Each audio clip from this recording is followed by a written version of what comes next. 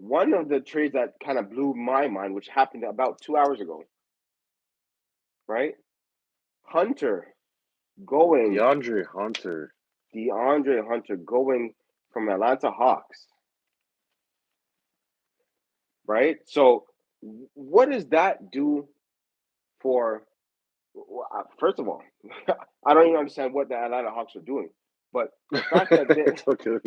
the fact the fact that they're literally giving them up to the Cleveland Cavaliers, to a team that's already 39-7 or so, approaching the 40 win mark. They're trading essentially someone I thought that was one of their best players. I put him second. I did put him second, to be honest. Him or Jalen Johnson. I don't know. I mean, I'm not mad at either, but yeah, probably second. Right? And it seems like a lot of Hawks are going that way with Jalen Johnson, but what they're getting for Darren Hunter in return doesn't seem like a fair deal. Like, so I'm confused as to what they're doing. What this does for the Cleveland Cavaliers. Let's talk about that first. For the Cleveland Cavaliers, you have an ultimate roster essentially at this point. Fuck. Garland, Mitchell, Mobley, right? Allen. Allen as well. Allen, and now you add Hunter to this. So, and he's coming off of averaging 19 points in Off the a bench. lot of Hawks jersey off the bench, a bona fide 3-and-D guy. Where does this take Cleveland now? Where do they stand in their rankings for, they're already number one in the East statistically, but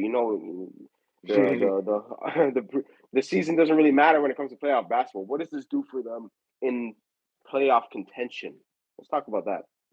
It gives them. It gives them. Yo, this move is probably one of those under the radar like moves because of the Luka trade and Anthony Davis and all the bigger Yeah, superstars. It's not a big deal, but basketball fans know this is a big deal for the Cleveland Cavaliers because I'm sorry, 3-and-D guy, two-way player, he can hit the three. Like it doesn't make sense, like you said, to Atlanta because Atlanta doesn't even own their pick this year, so it's not like they can say, "Oh, we're tanking for flag." Like the worse yeah, you get, the better the pick the Spurs get. So yeah. I Your don't know pick is what's not going on yours. there.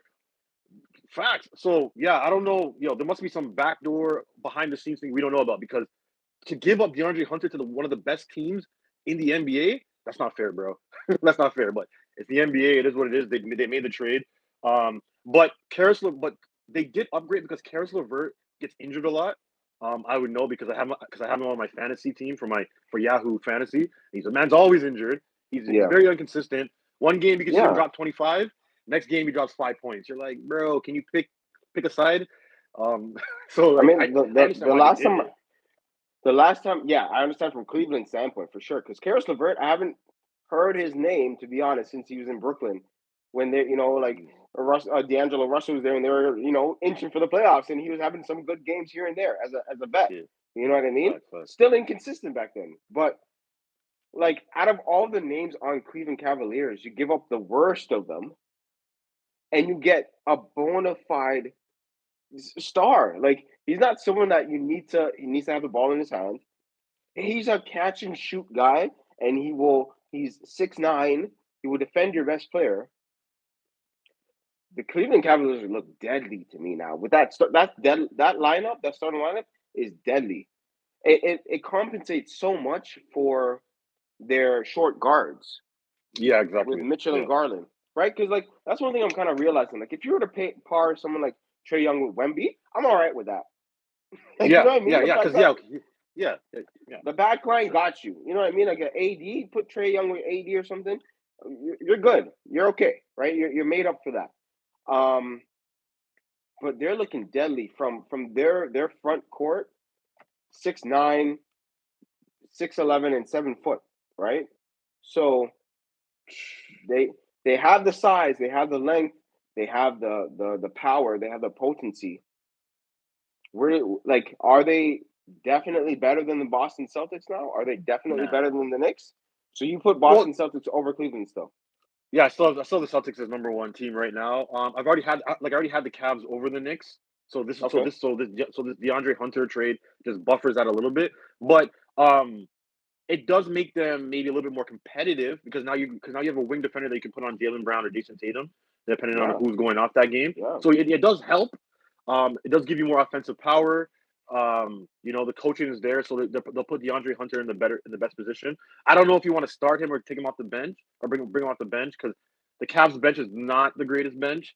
But that would give you 20 points off the bench each game. But at the same time, too, you probably want him defending the best guy on the other team.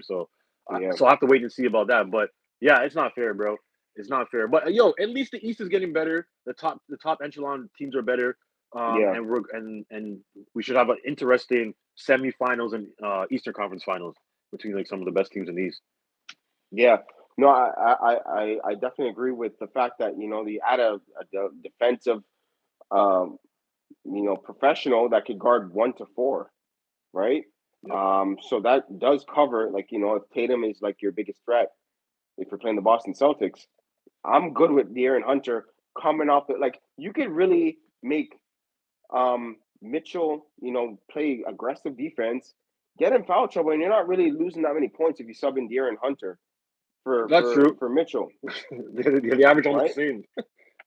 So it's a great asset to have. So I'm interested to see how the the Eastern semis kind of go now that Cleveland, that was looked like a flash in the pan, and great records, you're winning all these games regular season. They they become a little bit more dangerous with that. So Yeah, definitely needed that. And also, too, I want to jump in. I think the Cleveland. I think out of the top seeds in the East, yeah, Cleveland is like 2-5 against, or no, the top seeds in the NBA. Sorry, they're like 2-5 against those teams. So they yeah, had to do something, even though they were yeah, playing so well this season. They had to yeah, do something to kind of catch those better teams. yeah. You don't want to end up in just like the semis again and lose 4-1, 5 games.